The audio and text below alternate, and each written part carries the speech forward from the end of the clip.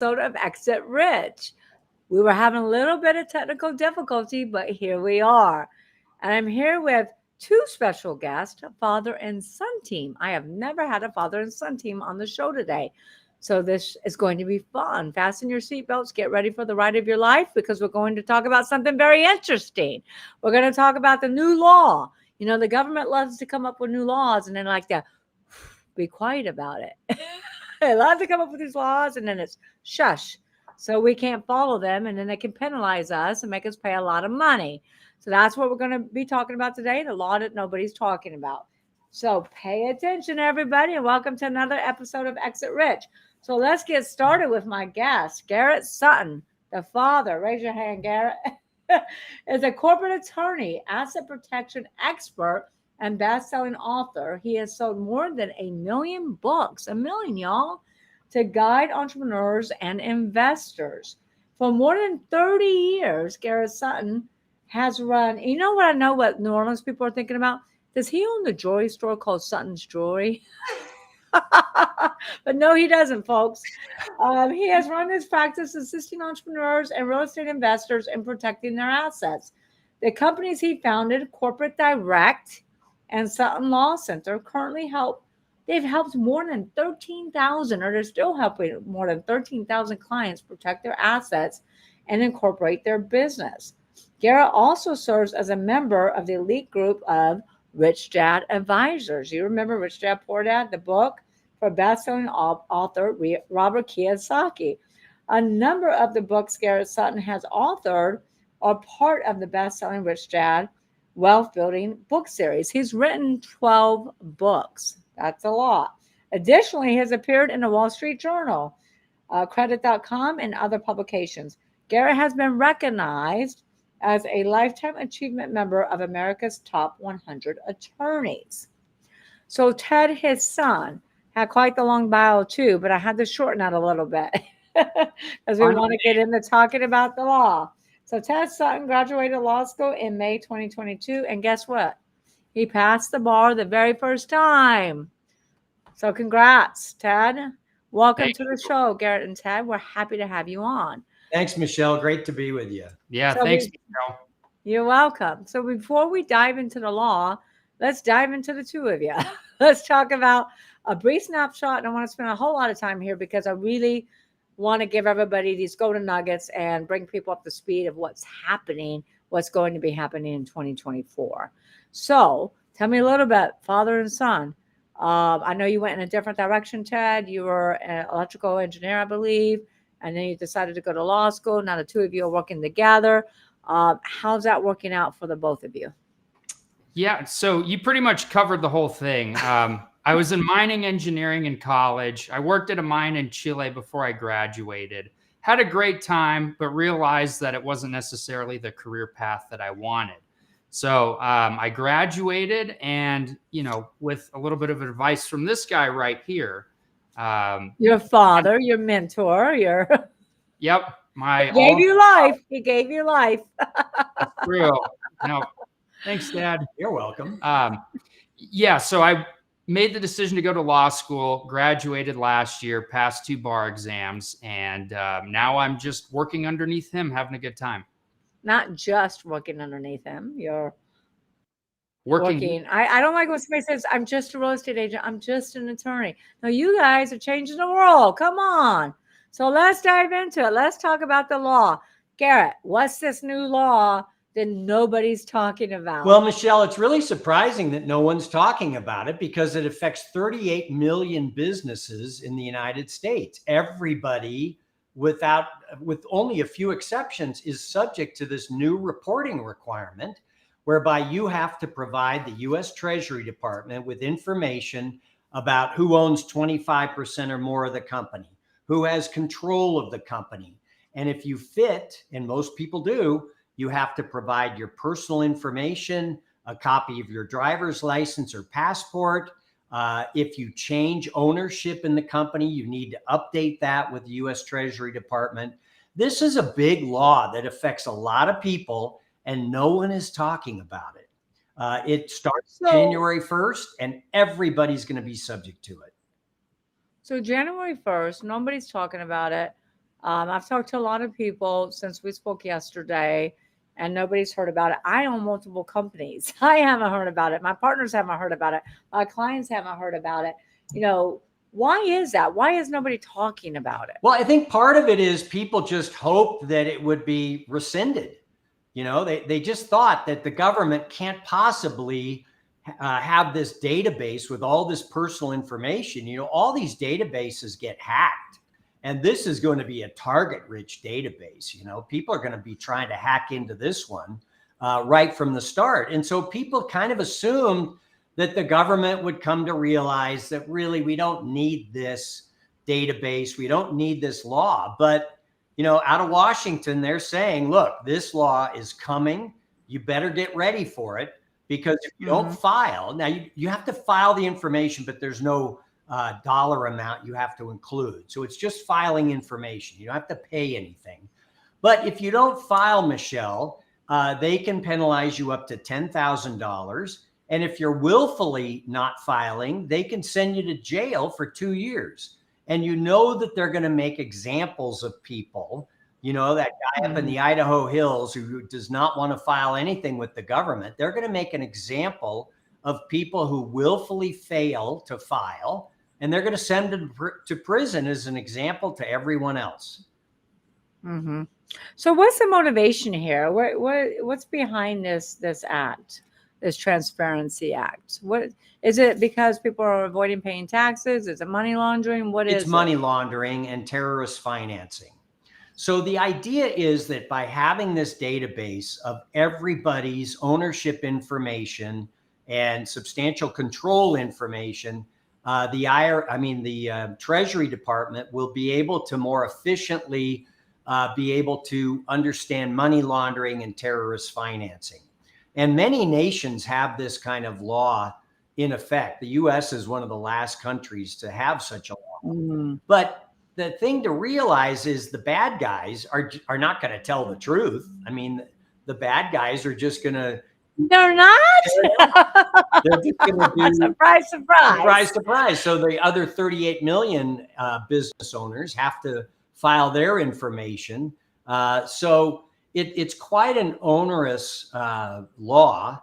And, you know, we don't know. I don't know enough about the intelligence systems in the United States if this is going to allow them to catch people. Now, once you file that information, the IRS, the CIA, Interpol, all sorts of people investigating money laundering and terrorist financing crimes, those organizations will have access to this database. So that's the whole idea, is to allow these super law enforcement agencies, the FBI and the CIA, to have access to this information. Will it work? I don't know. But in the meantime, again, no one's talking about this. And this is something that is coming January 1st. If you have an entity already in existence, 2023, you set up an entity, you have to file this information within the first year. So January 1st to December 31st of 2024, you have to file this information or you're in violation. And you have to file it as of that date, just to clarify? Yeah. So go ahead, Ted. It depends on when your business is formed. So if your business is formed before January 1st, 2024, so these are all the businesses that you have set up right now, all the ones that Dad has set up right now. Anyone else out there watching that has a business right now. If it's set up before January 1st, 2024, you have an entire year to report this information to the Department of the Treasury. So if you already have it. So we have a year. We don't have to do it by January 1st, 2024. Right. Yeah. But we have to do it by December 31st of 2024. Yes. And then it changes if you form your business after January 1st, 2024. If you form it after that date, then you only have 30 days to report this information to FinCEN, which is the Financial Crimes and Enforcement Network at the U.S. Department of the Treasury. So if you already have a business set up right now, they're going to give you a little bit more of a grace period. But if you set up a business after January 1st, the clock really starts ticking on you. So attention, all listeners. Set up that business now. Go get your LLC and your operating agreement and all your paperwork. I'll get all your ducks in a row now. Reach out to Garrett and Ted so you can get all that lined up. I have about 2 to 3 more businesses I'm starting, and I was going to wait till 2024. Well, guess what? I'm going to do that now. Why would I wait, right? Well, I think that's a good idea, Michelle, because it's going to take a while for the government to get all this worked out. And so to have that period of time, that extra year to file, I think makes sense. Yeah, so we're not pushing a panic button here, listeners. We're not pushing a panic button. We're just educating you to let you know if you're about to start a business, start it this year. And if you've been in business, make sure you file December 31st or before of 2024. Now, the criminals are not going to tell the truth. Yeah. Imagine that. So how is this gonna work? How is this gonna happen? They're putting all the onus on us, and us business people are going to do what we need to do because nobody wants to pay a $10,000 fine or end up in jail for not reporting something. So how is this going to change anything? That's a really good question. The criminals are going to use nominees.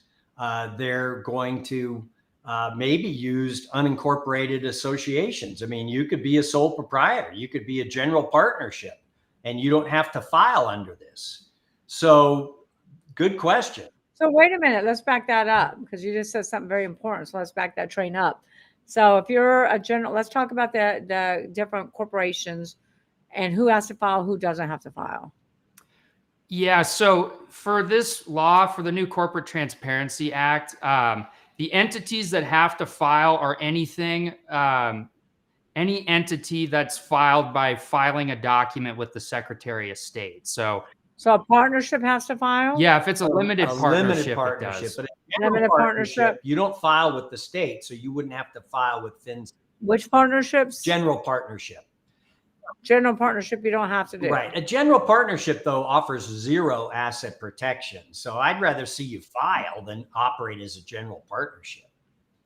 Agreed. And we are going to, just so you'll know, we're going to have them back on the show.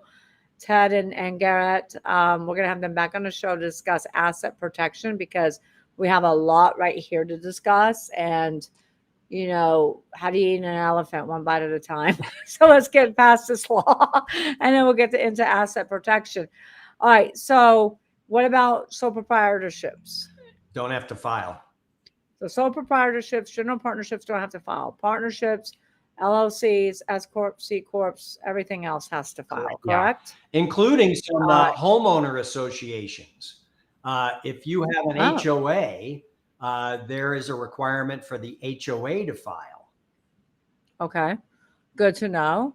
Anything else in real estate that real estate investors, real estate business owners, anything that they have to file? I mean, again, you go back to the corporation, right? Yeah, well, most people are going to hold their real estate in an LLC, in some cases an LP. But an LLC, you could have 10 owners, each owning 10% of that LLC. So you don't have to file the members' names because they don't own 25% or more. But someone in that LLC, one or more people, have substantial control. They're the manager. They make the decisions. And if you're a decision maker like that, if you're a manager of an LLC, despite what the ownership is, you still have to file as a manager of the LLC. So this hits every LLC that's owning real estate. Okay. So let's my team in the show comments, let's put in the show comments, if you're a sole proprietor or a general partnership, you don't have to file. However, you do need to call Garrett and Ted so they can protect your assets because you might lose everything. And then, all right, let's back up on that real quick, Garrett. So talk about the partnerships and percentages one more time to make sure we're crystal clear on that. Right. So the requirement is for shareholders or members, owners of an entity. If you own 25% or more, you have to provide that information to FinCEN. So let's say 25% or more, I'm going to break it down here, Let's get that in the show comments, my team. If you own 25% or more, you have to report that to who? FINRA. And, the U.S. Treasury Department. U.S. Treasury Department. U.S. Treasury Department. So an example, go ahead. You have an LLC that has a 40% owner, a 30% owner, and two 15% owners, right? You've got four owners. Two of them are above the 25% threshold. You have to report the information on the two that own greater than 25%. The two that each own 15%, you don't have to report on them. So you don't have to file on the minorities that under 25%. Yeah. Yeah. And there's actually two prongs to that requirement. So the first is if you own 25%, but the second one is if you exercise substantial control over the entity. So it's either or. So you can either own 25% or more, or you can exercise substantial control over the business. So going back to the example that Dad said, if those two 15% owners were managers of that LLC, then because they're managers, they would exercise substantial control over the business. And so they would have to report their information to FinCEN. So, they're just trying to encompass as much as they possibly can. And they just want to gather as much information as possible. So how do we protect ourselves from a security standpoint? Because like you said earlier, Garrett, the likelihood of this database being hacked is pretty likely. And so where's our protection? Well, the U.S. government, when they came out with this information, said, we are going to not let anyone hack into this. And if anyone hacks into it, it's 5 years in prison. Well, Michelle, when do hackers ever get caught? I mean, have you ever heard an example of the hackers from other countries ever being brought to justice? It just never happens. So I think it should be reversed, Garrett. I think if we get hacked, government should spend 5 years in prison. Wouldn't that be nice? You have plenty of people that would agree with that, Michelle. Now, I probably better zip it so I don't get in trouble. Right. But the thing is that this database is going to be just a big target because there is all sorts of sensitive information on this database. And so, as a U.S. citizen, now, if you're a foreign business owner and you qualify to do business in the U.S., so you have a Swiss company that's registered in Switzerland, but you qualified to do business in the state of New York, you still have to file. So it applies to foreign companies doing business in the U.S. as well. How are they going to catch them? Well, that's the thing. I mean, I guess they're going to get on a plane and arrest them. Yeah. I guess they'll file against their entity here. Yeah, they're going to cross-check with the IRS. So if that Swiss company is filing a tax return within the U.S., the FinCEN guys are going to cross-check with the IRS and see if you've made the filing. So what about the business owners out there that never file? They're making money, they're cash, they never file. They might be a legit, well, I don't know if you call them legit if they're not filing their taxes, but they never file. How are they even going to catch them? Well, they haven't caught them for not paying their taxes. So how are they going to catch them for not filing this report? I agree with you. Is this under the Biden administration? Actually, it's really interesting. It was brought as part of the budget under the Trump administration in 2020, the closing days of his administration. Trump vetoed the bill. He didn't like this Corporate Transparency Act, and the Congress overrode his veto because they needed the budget, not because they were especially interested in the CTA. But it was vetoed by Trump, and that led some people to believe that the Republicans would overturn it, but it hasn't happened. Understood. So it could get overturned, though, with this next election coming up, perhaps. It could, but, there's this element in Washington where both sides of the aisle, they want more information and more control over us. And so I don't know. Our situation is this is the law. We have to help our clients follow it. And so we're getting ready to do so. If they change it, fine. But our job as lawyers is to help our clients get through this. So everyone listen to Garrett and Ted. Don't listen to me. All right. So Ed asked, how might it affect the U.S. in terms? Where'd it go? Just my question disappeared on me. Okay. So Ed asked, how might it affect the U.S. in terms of its standing in global business and finance? Well, I think that most other countries have these kind of rules, and you can make money in the U.S. And so I don't see it having that big of an effect on international business. I will say, though, to your point, I've had 2 clients that were based in foreign countries operating in the U.S. And because of this new law, they stopped operating in the U.S. So it will have some effect. Okay. Steph asks, how does the act contribute to the border efforts to combat money laundering, terrorism, financing, and other financial crimes? Well, I mean, I would think that it would allow the FBI and the CIA to find out information about money laundering efforts. Will people tell the truth, though? I don't know how effective it's going to be, because the bad guys are just not going to tell the truth. So it's an open question whether this will be successful or not. I mean, it doesn't sound like it so far, but who knows, right? We'll see. I don't know. All right. So I guess Steph's on a roll because he's asking a bunch of questions here.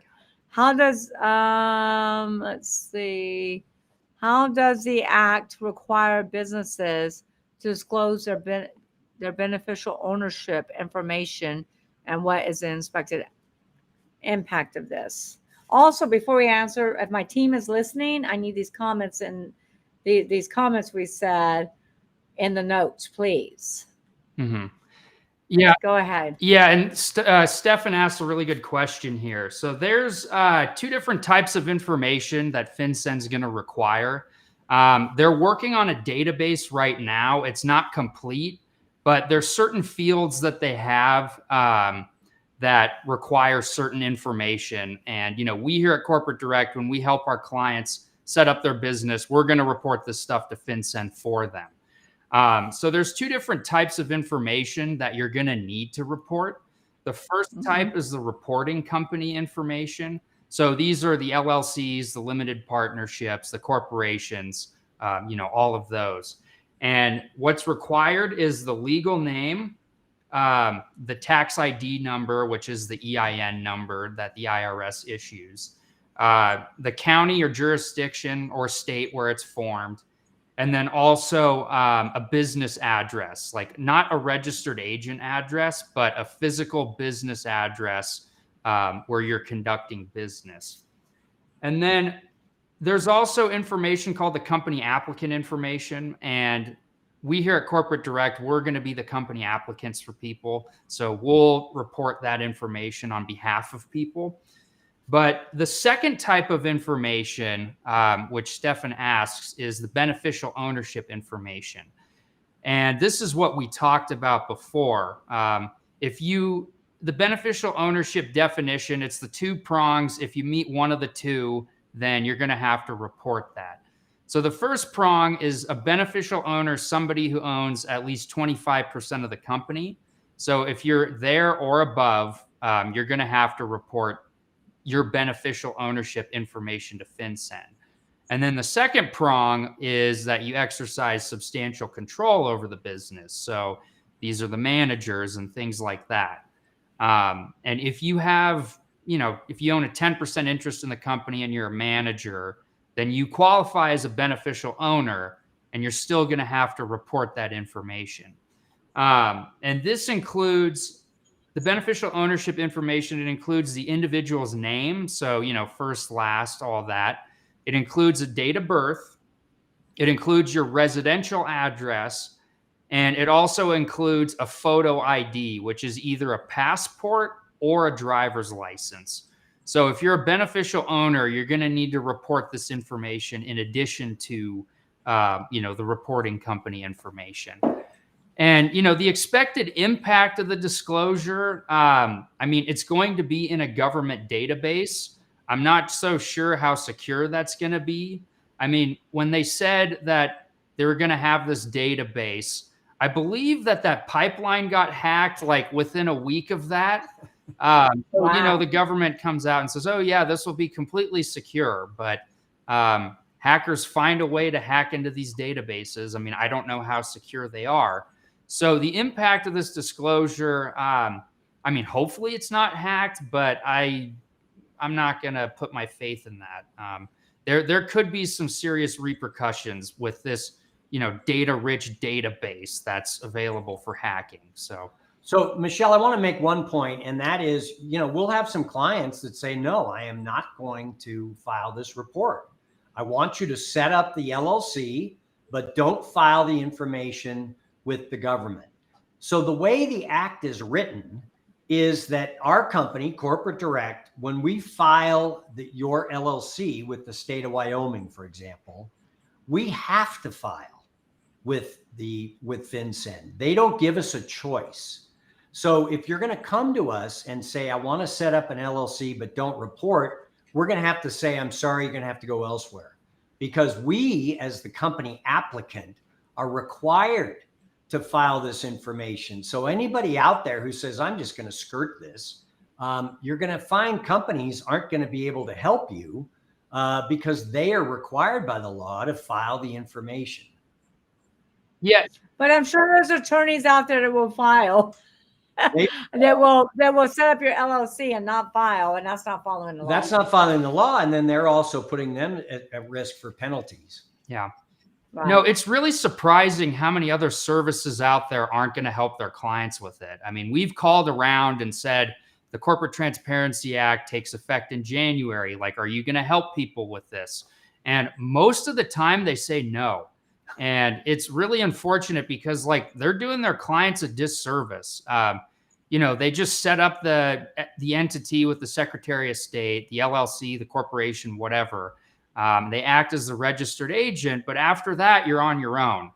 And when that happens, you're really not that protected. You're going to need to have an operating agreement, meeting minutes, all the documentation there.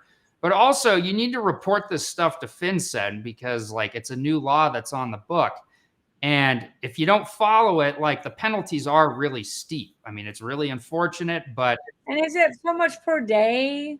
How's that 10,000 broken down? Yeah. So it's, you have 30 days to get this information in.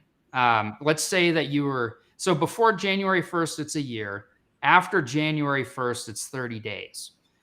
Once that time period expires, you can be fined up to $500 each day up until that fine reaches $10,000. So if you if you go 10 days over, then you're going to have a fine worth $5,000. If you go 20 days over, you're going to have that $10,000 fine, but it stays at $10,000 for every day thereafter. So did they throw you in jail after that? We don't know. They could. The law says that willful failure to file is a 2-year prison term. If people want to read the law, where can they go find this law at? Well, at Corporate Direct, we have a bunch of articles on it. And you can go online and Corporate Direct, y'all. Corporate Direct, if my team can put that in the show notes. Right. And we have a monthly newsletter. We update you on everything. But where is the law actually written? Is it the IRS code, or where is the law actually written? I believe it's in the U.S. code, but if you type in the Corporate Transparency Act and you go online, I believe that the Department of Treasury sort of has the bill right there. And if you want to go through it, if you want to go through the weeds, I've done it. It's really not that fun. But if you want to do it, you can just head on over. I believe it's the Department of the Treasury has it. But if you just type in the Corporate Transparency Act, FinCEN or legislation or whatever, it should turn up in the search results. Michelle, can I mention 2 little wrinkles to this law? A number of Indian jurisdictions will set up corporations and LLCs. It's not widely known, but you can set up an LLC with an Indian nation.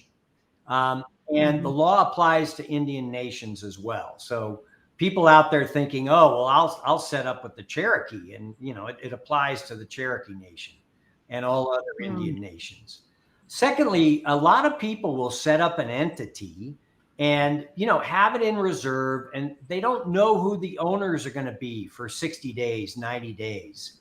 And so I think now you're going to have to set that entity up much closer to when you know who's going to own what, because you have 30 days to identify the owners. And in a lot of entrepreneurial situations, you may not know that when you start. So you're better off holding off until you know who are the owners going to be, and then file within that 30-day period.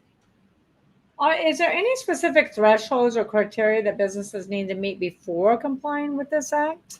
Yeah, why don't you tell them about the exception? Yeah, so there are, the thresholds like we talked about. If you set up your business by filing a document with the Secretary of State, most likely you're going to have to report that. They do have 23 exceptions in the bill. And, the most prominent one is called the large company exemption. There's other ones that relate to like entities that are regulated by the SEC or insurance companies. So a lot of the exemptions relate to companies that are already regulated by other government bodies. But the most important exemption that applies to the most number of businesses is called the large operating company exemption. And there's three requirements there. The first is that you have $5 million in gross receipts in a given year. The second is that you employ 21 or more employees. And the third is that you have a physical operating presence in the US. So you have a brick and mortar location. And so if you meet all three of those requirements, then you don't have to report. But like I said, like if you have So then will people go back and say this is another way that big companies get away with stuff, like tax deductions, write-offs, things like that? It's interesting. Most regulations are geared towards the big companies. This one is geared towards the small companies, right? If you're a big company, 5 million isn't that much, and 20 employees, you don't have to file. However, there's another wrinkle there. Let's say you're starting out and you're going to have 5 million in revenue. You're going to have 20 employees, but you can't prove that the first year, right? You're a new business. You can't prove you're going to have 5 million in revenue, so you have to file. Yeah. So it's going to help some companies, but not all. Yeah. And there's a lot of businesses out there that have $5 million in revenue and don't have anywhere close to 20 employees. Right. Most companies are like 10 million and up when they start having a 15, 20, 25, 30 employees. Right. Yeah. Yeah. So that's not going to help a lot of people. Hayden asks, are there any other laws that Congress is interested in passing that would be similar to this act? Well, there is one. New York State is looking at having a similar disclosure law that is open for the public to view. So anyone in the country can go to the New York website for the Secretary of State and find out who the owners are, what their addresses are. This is really a bad idea. Entrepreneurs need privacy. You don't need every person knowing exactly what you own. I think if New York State does pass this open disclosure law, you're going to see even more companies leaving that state. Yeah, we don't need a microscope up our business. Right. Yeah. Ted thought I was going to say something else there. Oh, yeah. No, some states do kind of view it that way, but no, there was nothing to add there. Yeah, it's just ridiculous. A lot of entrepreneurs run their business. I understand what the government is trying to do. I think number one, it's more money in their pocket. Number two, get more information on all companies. And number three, yes, you're trying to get the bad guys to behave, but this isn't the way. No. I'm not sure when they look No, because the bad guys are not going to tell the truth. right. And then is there even enough manpower to enforce all of this in the government? Good question. They're not asking for any money when you file this. So it's not like it's this self-funding type of mechanism. So do they have enough employees? I don't know. I mean, it's really an open question how they're going to enforce this. I think for at least the first year, they're going to, cut people some slack, in part because they don't have the manpower. But year after year, especially when the FBI is able to access this information, and interestingly, your bank can get this information with your permission, and then a local police department with a warrant can get this information. So, the information that's in this database is going to be used by government agencies quite a bit.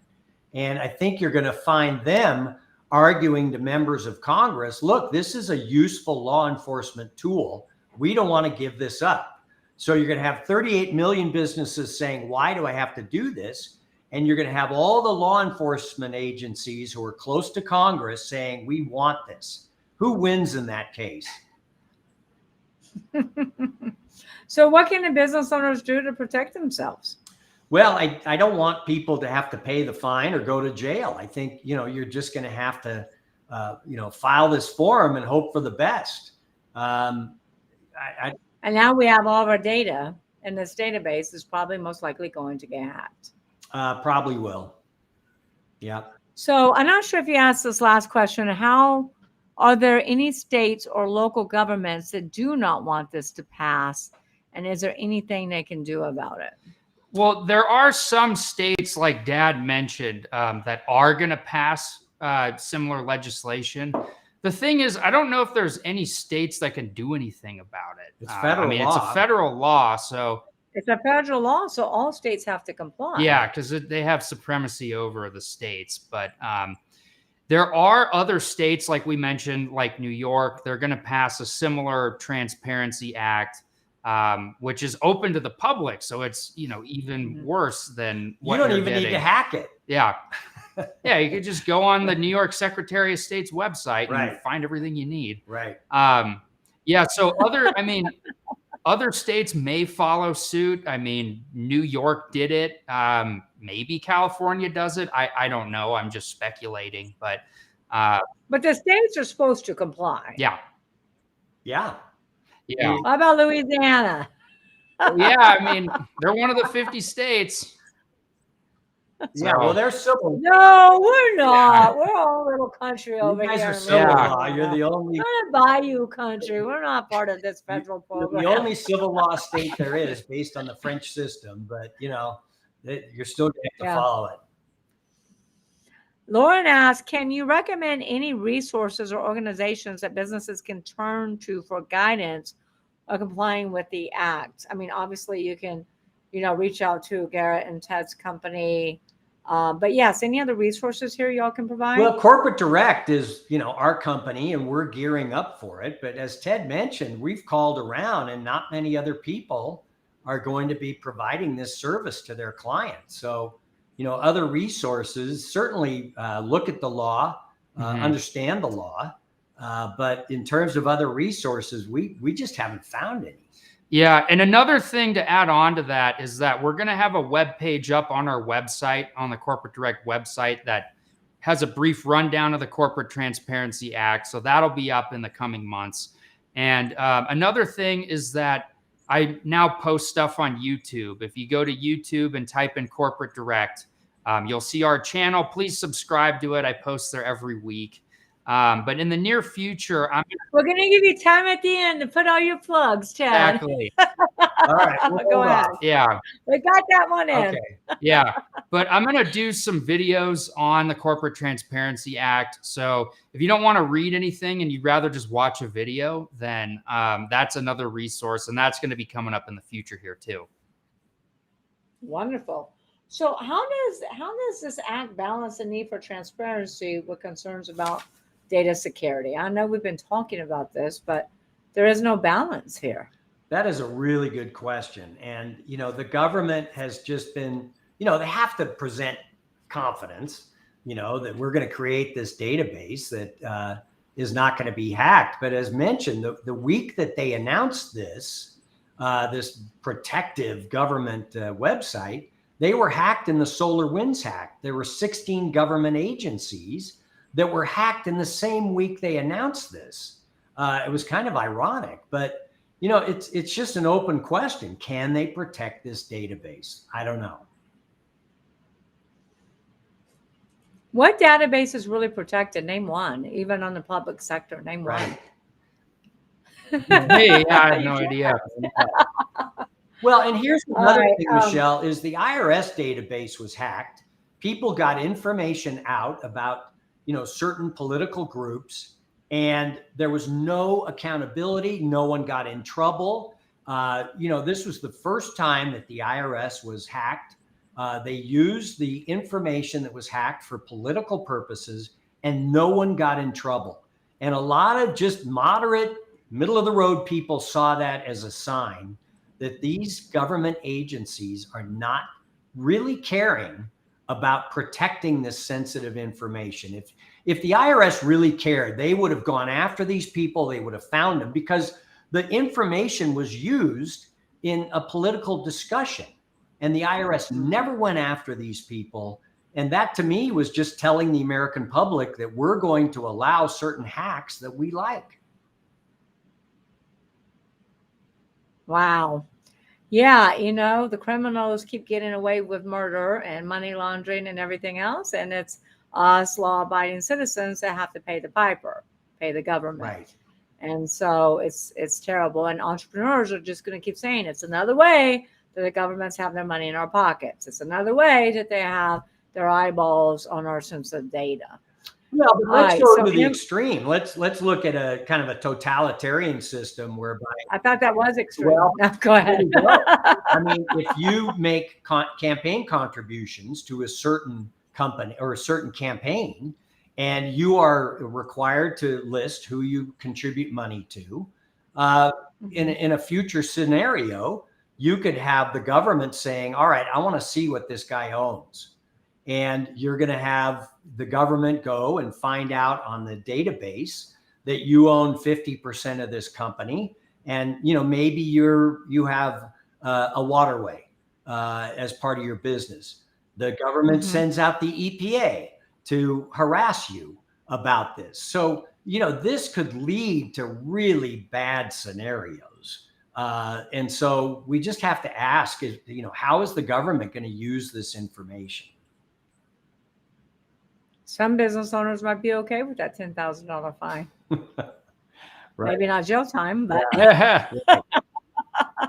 So Emily asks, what do you foresee as the potential long-term effects of the Corporate Transparency Act on business and the financial sector? Yeah, well, the long-term effect is that business owners are just going to lose even more privacy. They already have to report stuff to the Secretary of State, but this new law just adds an additional burden that they're going to have to comply with. And as we talked about, like this, they say this database is secure, but really, we'll see what happens there. And on top of that, you're giving more information to the government, so there isn't as much privacy there. Another thing is that, like we said, other states could follow suit as well. So you might have to report additional stuff to the Secretary of State, for instance. And another it's you open up Pandora's box here. It's a rabbit hole. Yeah, you really do. And I think another thing is that criminals are just going to find ways around it. Like Dad said, maybe they'll have nominee managers that'll be the beneficial owners in place of them. And maybe they'll just use unincorporated entities that you don't file with the Secretary of State to launder money and do other illegal activities. So, yeah, the law-abiding business owners are going to be the ones who bear the brunt and lose more privacy. It's very unfortunate, but I think the long-term lose more privacy and may suffer more regulations. Exactly. And pay more fees down the road. Like I said, it really is opening up Pandora's box and really scrutinizing these businesses is Big Brother breathing down your neck. Pretty Right. much, yeah. Right. It could lead to that. Not to be negative here, but where's the positive? What's the upside here? Is there any upside, gentlemen? Let's see. I've tried to think of one. Yeah, government handling people's information. I mean, yeah, I don't know. Who trusts the government? I don't know. I do, government, if you're listening. Yeah. So, I mean, bottom line, what's the upside for us? I'm trying to find one, Michelle. I can't see one. Next time by the time I have you on my show to talk about asset management, both of you, you'll have one for me, right? Okay, by then we'll create. Yeah, one. we'll make. Yeah. It just seems like a mess. So maybe it will be determined by who gets in the White House. Yeah. Who knows? When 38 million people realize that they have to do this filing. How many 38 million businesses are affected by this law. And when that many business owners realize that they have to file this information at the start and 30 days after they make a change of their personal address, they have a new driver's license, they have a new shareholder. Every time that happens, you have to file. When that many Americans realize what this entails, you could have an effort to overturn this during a congressional campaign. I've talked to people who are running for Congress. They've never heard of the Corporate Transparency Act, but I think starting in 24 in the election. Wait a minute. You talk to people in Congress who have never heard of it? Correct. Wow. I've had to educate 2 congressmen on it. So the politicians don't know. They're going to hear about it come November. Yeah. So the large businesses, 5 million and up, 25 employees, are exempt from this. It's the small entrepreneurs that are going to be really affected by this law. Right. And small entrepreneurs operate on such a low profit margin to begin with that this could be detrimental for a lot of our small businesses, our small entrepreneurs. Yeah. Well, we're going to charge a very affordable fee to file this for them. Yeah, and I wasn't talking about that aspect. I was talking about the aspect of more regulations coming down the pipeline once they have your data. And guess what? It's all about putting money in the pocket. It's just like look, I love the police officers, don't get me wrong, but why are we issuing tickets and parking tickets when we could be out there catching murderers, rapists, drug lords, and sex trafficking lords? Right. Why are we worried about speeding tickets, parking tickets? Let's go out there and catch these criminals. Yep. It's like this is low hanging fruit to line pockets. I don't know. Yeah. It just squeezes the poor small and I don't call you poor. I'm sorry. The entrepreneurial, which makes up about 98% of those 38 million businesses. Right. Yeah. Right. So, a lot of people will have, 5 duplexes in 5 separate LLCs. They have to report for all 5 LLCs. Now, what if you what if you have set up a series LLC? Like you can set those up in Texas, Florida, Nevada, Delaware, series LLCs, where, you have one corporation and then all those entities are underneath that one corporation. So you can have Tucker Real Estate, and there's maybe 100 LLCs underneath that. Well, we're not a fan of a series LLC. They're just not tested in court. But let's say you have a series LLC, and in series 1, you have a group of 3 owners. And in series 2, you have different owners. You're going to have to file for each one of those series because it's different ownership.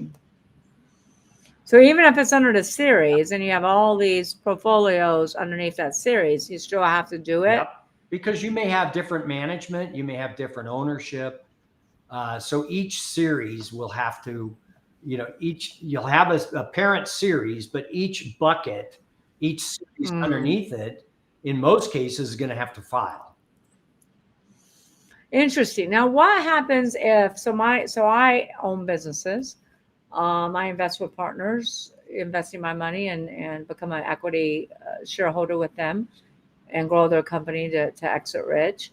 So what about, like, I own a company in my own series LLC, and they own a company in their separate LLC. So is our in the independent LLCs filing, or are we just filing for that corporation that we own together? So let's say you have a corporation you own together. You've got to file the form. Well, I own it now, but I own it, but not under me personally. I own it under my separate LLC for asset protection. And Garrett, you're slipping know, outside the It's screen. the camera. It's the camera. Just move the Sorry. camera over. I need Garrett back in the screen. Okay. So Go ahead. what will happen is that corporation is going to have to file, and you're going to have to identify that one of the owners of the corporation is an LLC, but they're not going to rely on that. They want to have the next layer of information, which is who owns the LLC. So you're going to have to provide that information. You can't. So we're going to have to provide my LLC, my partner's LLC, and the actual corporation's LLC. Right. Yeah. They need to know who the individual owners are. So you can't hide behind an LLC. Oh, I'm not trying to hide. I'm just saying that's a lot of extra work and money. You file a corporation owned by LLC. Then you have to, for that corporate filing, you have to say LLC is owned by this individual. They're getting at the individuals. Gotcha. Okay. I see a final question here with Tib. Are there any anticipated challenges or adjustments that businesses should be prepared for? Well, I think we've been talking about most of that on the show. Do you guys have any additional comments, sir? Yeah, I would say know the ownership requirements of your business, because with some entities it can be a little bit hard, especially with like real estate syndications, for instance. There's different ownership percentages there, and sometimes they may fluctuate. So I think having that down before you file your report is something that businesses should look into. Okay. Yeah, so just having everything lined up before you file your report. And with a limited partnership, let's say you're in a syndication and you own 5%. You don't really want to become a manager of that. You want to have no management control. And that way you don't have to file because you're under 25% and you don't have management control. So in that case, you don't have to file. And I'm sorry for the camera. We got to get Ted back on the camera. Why is the camera moving? No, it's this weird. It's a new camera. It's nice. It's 4K, but it just kind of adjusts differently.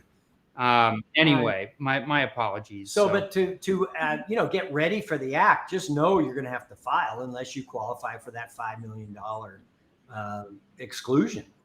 So it's. Yeah, I mean, or you just, if you do have the $5 million, just go hire a bunch of employees. Interns do not count, right? No. Independent contractors do not count. Nope. It's got to be the W-2s, folks.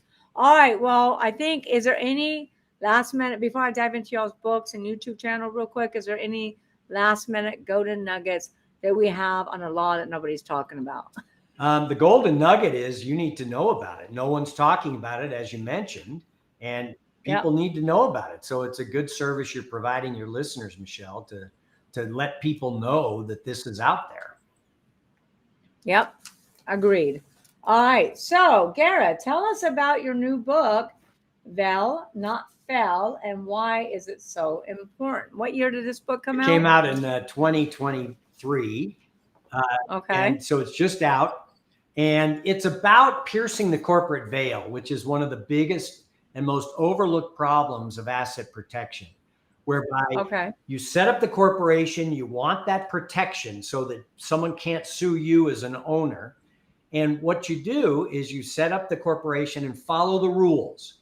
You pay the annual fees, you have a registered agent, you do the minutes every year. And if you follow these simple rules, the veil stays strong.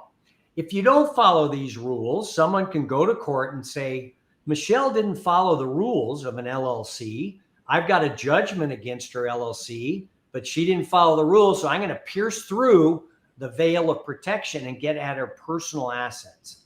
So we don't want that to happen. And Michelle, it happens in 50% of all cases. People who have a judgment will go to court and argue to the judge that they didn't follow the rules here. And so we are entitled to go after their personal assets. Piercing the veil happens in 50% of all cases. So it's important to understand this book and follow the rules. 50%. 50%. Oh my goodness. So that's going to be, we're going to talk a lot about that on the next show, asset management. Now that we've wrapped our brains around this law, whether you like it or hate it, which most people are not going to like it, it is what it is. Right. And we have to comply. So we'll have them on again to talk about asset management and really dive in to the book. But I encourage everybody to go get the book first. Where can I get the book at? It's on Amazon. It's at corporatedirect.com. It's pretty much everywhere. We've got it in Kindle, audio, print. It's pretty accessible. Veil, not fail. And some of those things that he just mentioned, I guarantee you, business owners are not doing. I might be guilty of some of those, and I know better. Well, and if you are, if you haven't done this work, don't tell anyone, and we'll clean it up for you.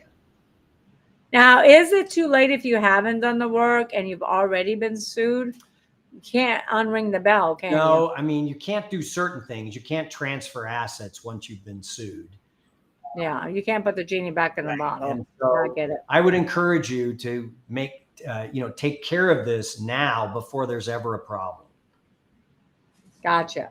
All right. So we're definitely going to dive into asset management, asset protection, because I will tell you if 50% are falling into that trap, then 50% are not doing the work to protect their assets. You spend your life building your business and you can lose it like that because we didn't do the work, or we didn't hire the experts. More importantly, we didn't hire the experts to help us and do it for us. So Ted, let's talk about you. All right. Let's talk about your book. You're writing a book. I am. Yeah. It's, I'm going to publish a new ebook that's going to come out later this year. And it's going to be titled The 5 Tricks to Teach Your Kids About Money. And the reason I wrote it is because they don't really teach kids about financial education. I mean, they already don't teach parents about it. It's very unfortunate. And they don't really teach it in college either. No, not they at don't all. teach it. I mean, they don't teach it in the preliminary schools. They don't teach it in high school. They don't teach it in college. I mean, there's some high-profile people whose kids have gotten in a lot of trouble with credit card finance. And there's even children that have taken their own lives because they didn't understand finances and they got into a hole that they felt like they couldn't crawl out of. And they were very embarrassed because their parents are extremely successful and they ended up taking their own life. So I'm so happy you're writing this book, Ted. Tell us more. Yeah, thank you. Finances are a very sensitive topic. I mean, it's very unfortunate that, like you said, people have killed themselves over financial stuff. It's really, really sad. So yeah, this book, it's titled The 5 Tricks, but it's really just sort of 5 ways to educate your kids about money. So one of the chapters is like teaching them a history lesson, or have them invest in stocks, or setting up a lemonade stand. So it's just different things that you can do to sort of teach your kids in a fun way. It's not like you're using the stick so much, but they're just things that parents can do to boost their kids' financial IQ. These are things that my parents did with me, that other people I know have done with their kids. And it's a quick read. It's probably only going to be like 20 pages when it's said and done. And it's going to be a free ebook, and it's going to be available on sunstream.com when it.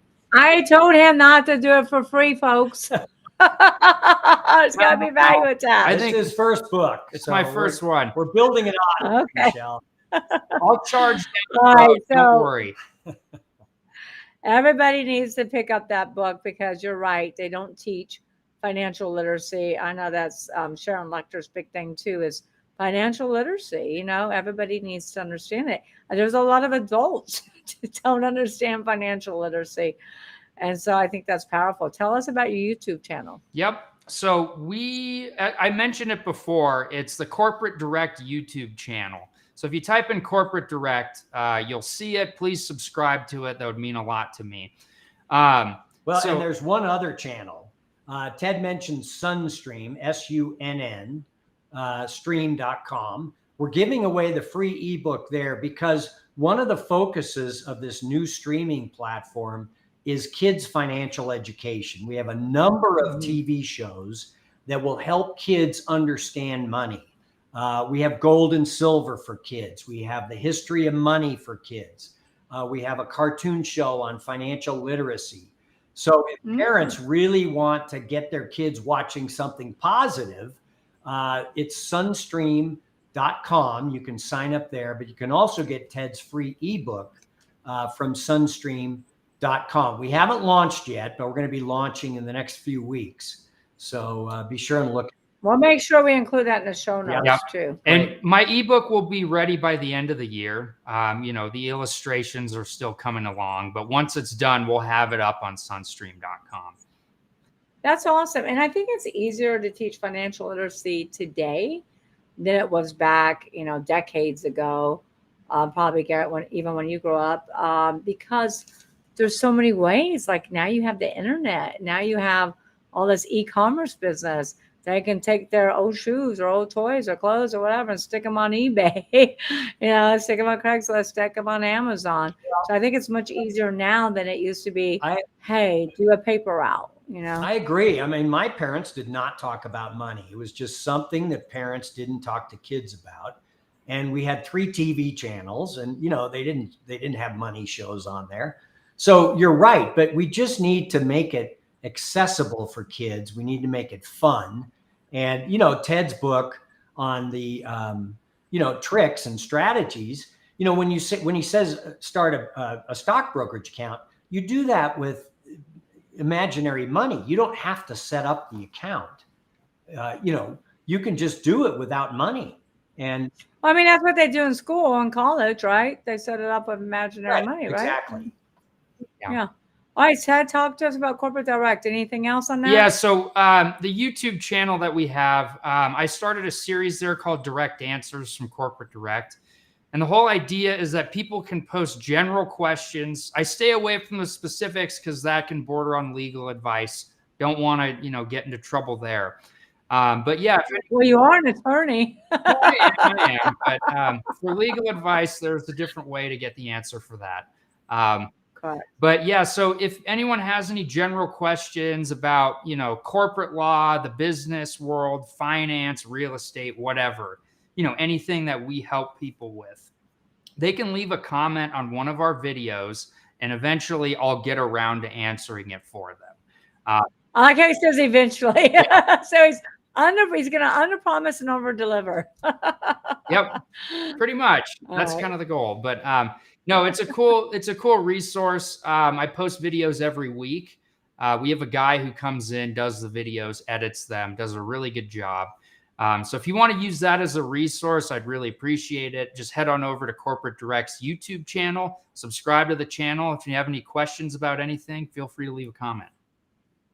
All right, gentlemen, thank you so much for being on. Any last minute comments? No, thank you, Michelle. I mean, this is great that you're educating your listeners on this new law that no one's talking about. I try to keep my listeners in business. Yeah. So I can help them exit rich. Right. I can't help them exit rich when they go out of business. Well, or they're in jail. Or in jail. Yeah. Mm-hmm. So this has been brilliant information. So I'm so grateful for you two for really sharing what nobody's talking about, this new law, this corporate transparency law.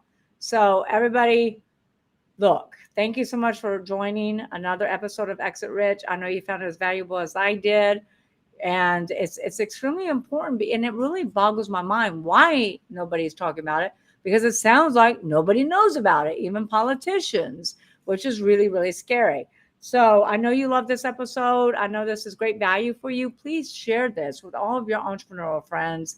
Share this with your entrepreneurial network. Anybody that you know that's in business or starting a business, please get the message out. And please subscribe to Exit Rich Podcast. Thank you again for joining us for another episode. Thank you to my wonderful guest. Until next Wednesday, we'll see you again for another episode of Exit Rich. Have a wonderful, productive day.